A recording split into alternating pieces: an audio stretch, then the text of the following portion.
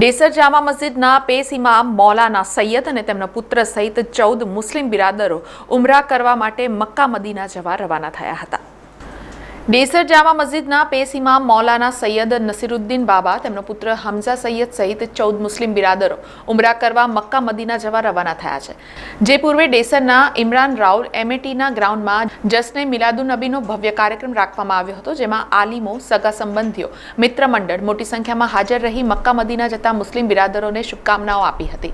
અને આજે સવારે ડેસરના શહેનશાહ હઝરત ગૌરમશાહ શહીદની દરગાહથી જુલુસ સ્વરૂપે તમામ હાજીઓ હજીયાણીઓને સાથે રાખી સલાતો સલામ પડતા ડેસર ચોકડી ખાતે તેમને રવાના કરવા માટે મોટી સંખ્યામાં હિન્દુ મુસ્લિમ મિત્રો, સગા સંબંધીઓ, ગ્રામજનો ઉમટી પડ્યા હતા, તો કેટલાક મિત્ર મંડળ પોતાના વાહનો લઈને અમદાવાદ એરપોર્ટ સુધી છોડવા માટે પણ ગયા હતા। ડેસર તાલુકામાં આ પહેલી એવી ઘટના હશે કે આટલી મોટી સંખ્યામાં મક્કા મદીના જવા મુસ્લિમ બિરાદરો સમૂહમાં ગયા હશે। ઇતિહાસમાં પહેલીવાર 14 લોકો ઉમરાને મુસાફરી માટે જઈ રહ્યા છે। અલ્લાહ એમને ઉમરામાં બરકત અતા ફરમાવે। સરકાર સૈયદના મોહમ્મદ રસૂલુલ્લાહ સલ્લલ્લાહુ અલૈહિ વસલ્લમ બારગાહમાં એમની હાજરી કબૂલ અતા ફરમાવે અને બધા ગામજનો આજે ખુશ છે।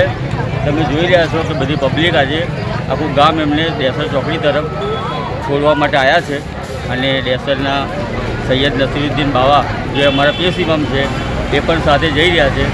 સમાચારોના સતત અપડેટ માટે TNN ન્યૂઝને YouTube પર સબસ્ક્રાઇબ કરી બેલ આઇકોન પ્રેસ કરો અને અમારી સાથે જોડાયેલા રહો Facebook, Instagram અને Twitter ઉપર।